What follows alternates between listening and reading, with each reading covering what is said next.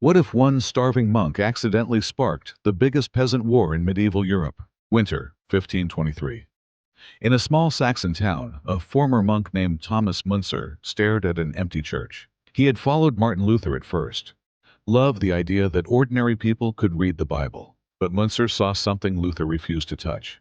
The peasants were still broke, still serfs, still paying tithes to fat abbots and greedy lords. In nearby villages, bad harvests had hit hard. Families boiled grass and bark. Meanwhile, nobles hunted deer in forests. Peasants were banned from entering.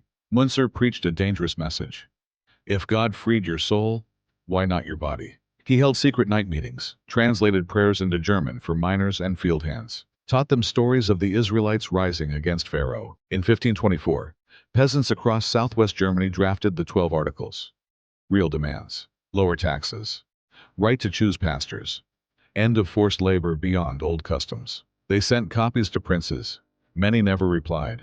Some sent soldiers. Munzer, headed to the town of Mühlhausen, turned it into a radical commune. He urged people to seize monasteries, melt church silver to feed the poor. Nobles panicked. They raised a princely army. Luther, terrified of chaos, sided with them, wrote a pamphlet urging princes to smite, strangle, and stab rebel peasants. May 1525, outside Frankenhausen, Munzer's ragged army faced trained knights and artillery. He promised a miracle, told peasants that God's rainbow meant angels would fight for them. The cannons answered first. Grapeshot tore through unarmored farmers.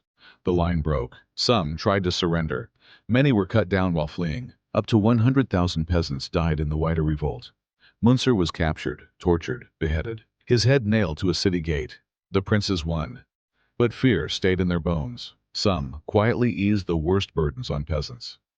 Others tightened control to prevent a second uprising. Centuries later, socialist and communist thinkers dug up Munzer's sermons, turned him into a hero of class struggle, all from one hungry ex-monk who looked at starving peasants and asked a forbidden question.